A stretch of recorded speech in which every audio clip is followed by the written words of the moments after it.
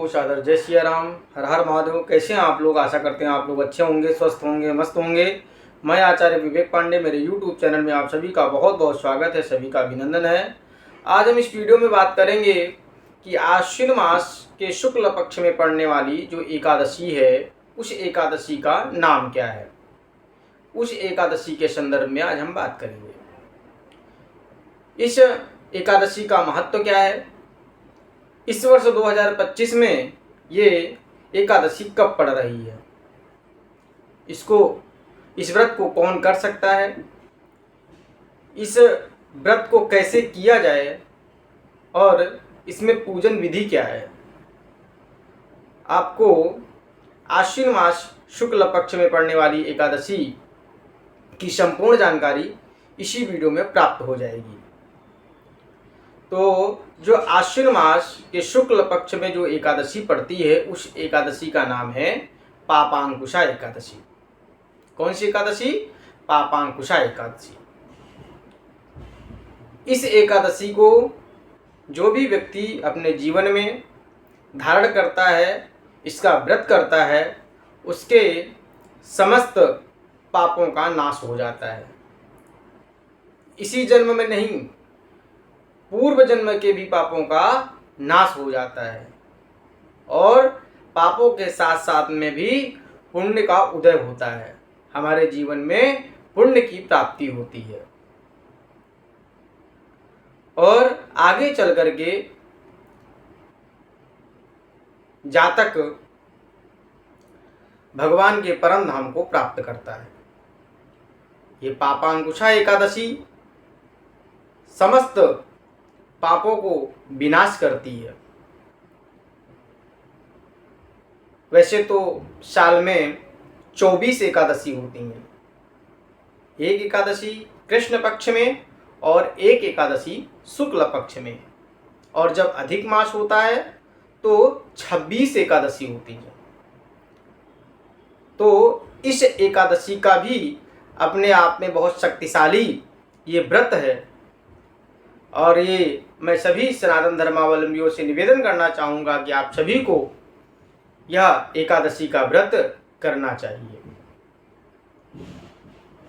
घर में सुख शांति समृद्धि प्राप्त करने के लिए ये पापांकुशा एकादशी का व्रत आप लोग अवश्य करें। यह व्रत श्रीमन्नारायण भगवान श्री सीताराम जी महाराज को सादर समर्पित होता है। इस व्रत के जो अधिष्ठात्र देवता हैं वो श्री हरि श्रीमन्नारायण भगवान हैं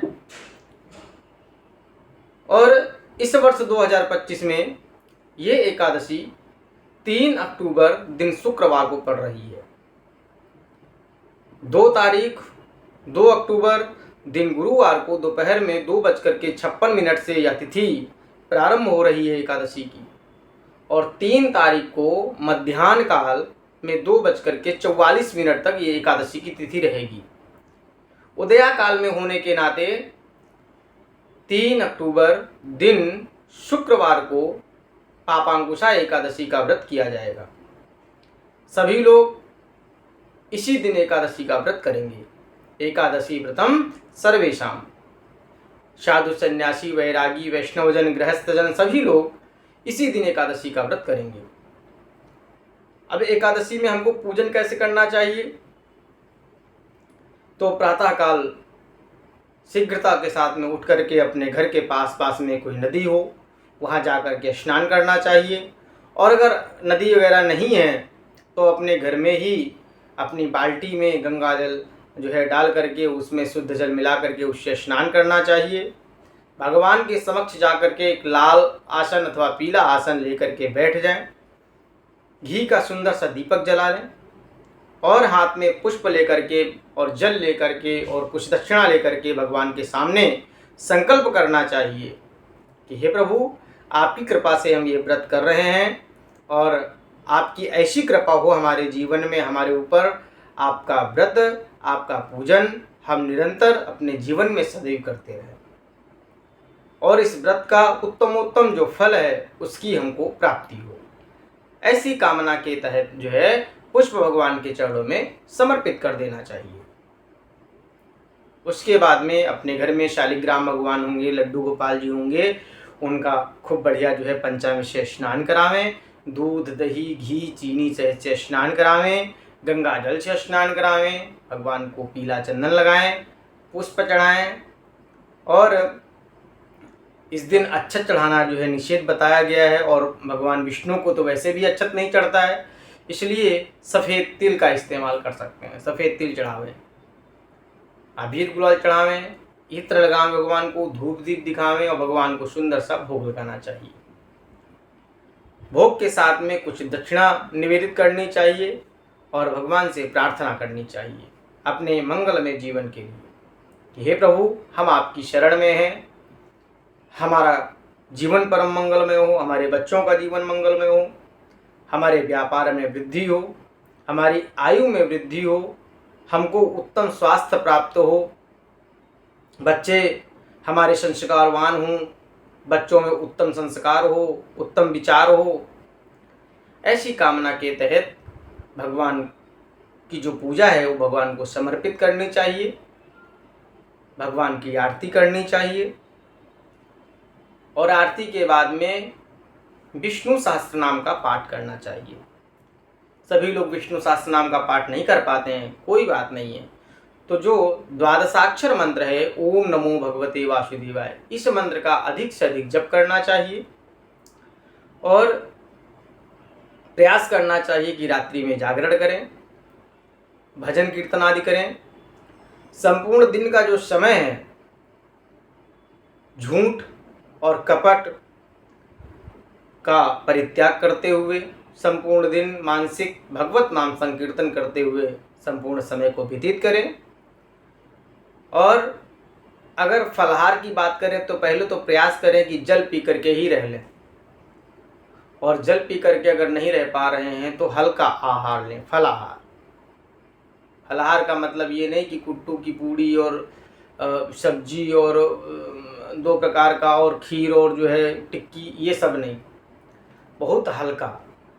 व्रत का मतलब है कि हमारी साधना में किसी प्रकार का कोई विघ्न बाधा ना आने पावे, आलस्य ना आए, इसीलिए हम लोग जो है अन्न का परित्याग करते हैं।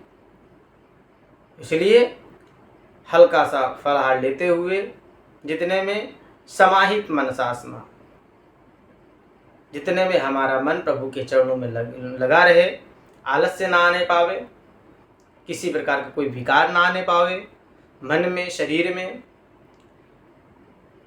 ऐसा करते हुए संपूर्ण दिन का जो समय है उसको व्यतीत करें, और अगले दिन यानी कि 4 तारीख दिन शनिवार को प्रातःकाल 6:50 से 8:40 तक आप लोग जो है इस व्रत का पारण करेंगे, क्योंकि व्रत का संपूर्ण फल तभी मिलता है जब हम समय पर जो है पारण करते हैं। और यह व्रत हमारी माताएं रख सकती हैं, बहनें रख सकते हैं, बच्चे रख सकते हैं, भाई लोग रख सकते हैं, वृद्ध बुजुर्ग भी रख सकते हैं, जो कोई भी मानव चाहे वह व्रत या एकादशी का कर सकता है। किसी के लिए कोई बाध्यता नहीं है, सभी को इस व्रत को करना चाहिए। ये पापांकुशा एकादशी समस्त पापों का विनाश करती है और हमको जीवन में हमारे आगे भगवान का परम धाम प्राप्त कराती है, ये पापांकुशा एकादशी। और साथ ही साथ में सुख शांति समृद्धि हमारे ठाकुर जी जो है प्रदान करते हैं।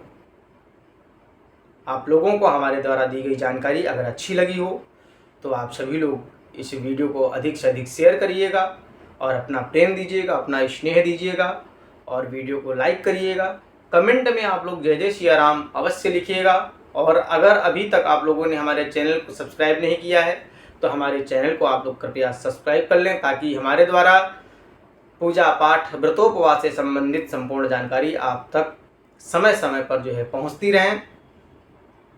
और अगर किसी प्रकार का कोई आप लोग कोई सुझाव देना चाहते हैं तो आप लोग कमेंट बॉक्स में आकर के जो है अपना सुझाव दे सकते हैं। आप सभी के जीवन में श्री ठाकुर जी की कृपा सदैव बरसती रहे, सदैव बनी रहे। आप सबका जीवन परम मंगलमय हो, आपके सकल परिवार का जीवन मंगलमय हो। आप सभी को पुनः सादर जय सिया राम। हर हर महादेव।